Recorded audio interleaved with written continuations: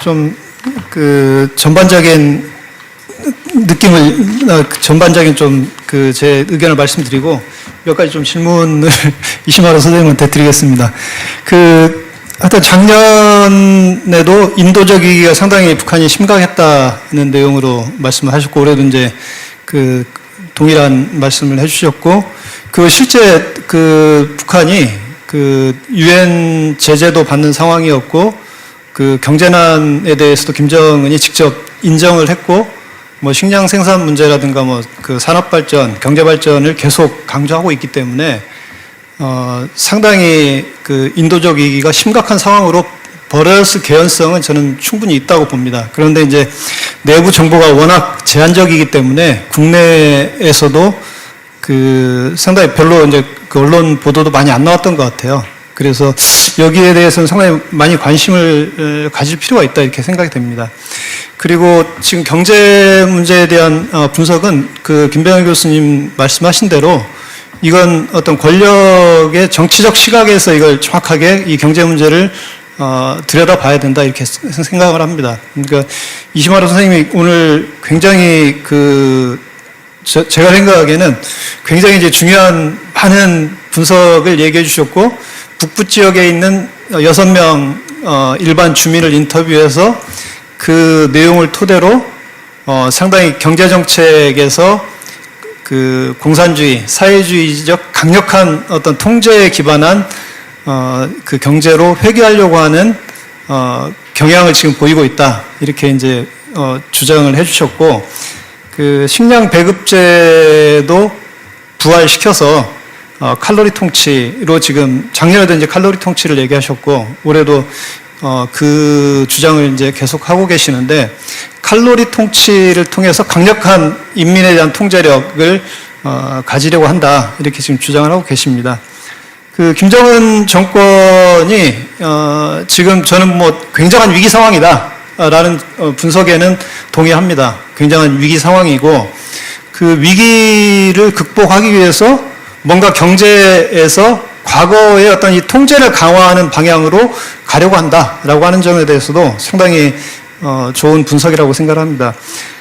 김정은이 권력을 유지하려면 두 가지 문제를 지금 해결해야 되는데, 첫 번째는 엘리트들, 그러니까 핵심 지지 집단의 정권에 대한, 김정은에 대한 지지를 유지하기 위한 그런 여러 가지 재원을 확보해야 됩니다. 그래서 안정적으로 이 사람들을 먹여 살려야 이 엘리트들이 김정은을 지지하고 이 정권이 안정화될 수 있습니다.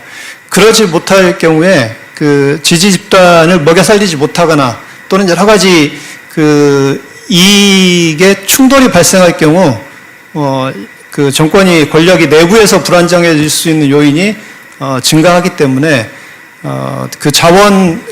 이 통치를 안정적으로 유지하기 위한 자원 확보가 필수적으로 이루어져야 됩니다. 두 번째는 인민들의 지지를 얻어야 됩니다. 인민들의 지지를 얻는 문제는 결국 먹고 사는 문제와 직결되기 때문에 식량 문제 해결이라든가 경제 발전, 이런 이 북한 정권이 계속 얘기할 수밖에 없는 게 결국 인민들의 지지를 확보해야 되기 때문에 이제 거기에 관심을 할애할 수밖에 없습니다.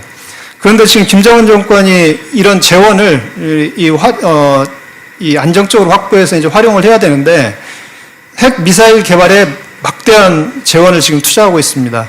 그리고 핵심 집단을 유지하기 위한데도 상당한 재원이 들어가야 됩니다. 예를 들면 군대나 보위부, 사회안전성, 이런 데는 다 배급을 해줘야 여기가 안정적으로 작동을 하기 때문에 거기에 대한 자원 확보가 필수적입니다. 그리고 평양은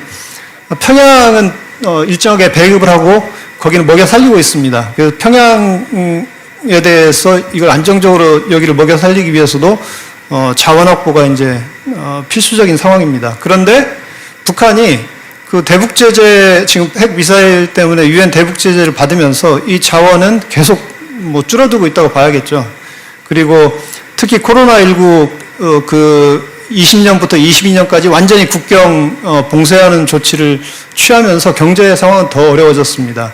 그리고 북한이 특히나 자원 확보의 핵심적 수단이 지하자원 수출인데, 이 지하자원 수출은 거의 지금 중단되어 있다고 봐야겠죠. 그리고 지금 이제 유일하게 이루어지고 있는 게 임가공 뭐 정도는 이루어지고 있는 것 같고, 노동자 수출, 그다음 러시아의 무기 수출, 지금 이런 정도가 자원을 확보할 수 있는 통로인데,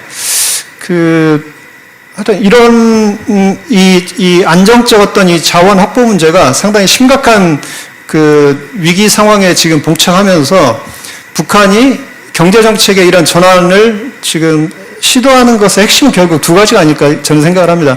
한 가지는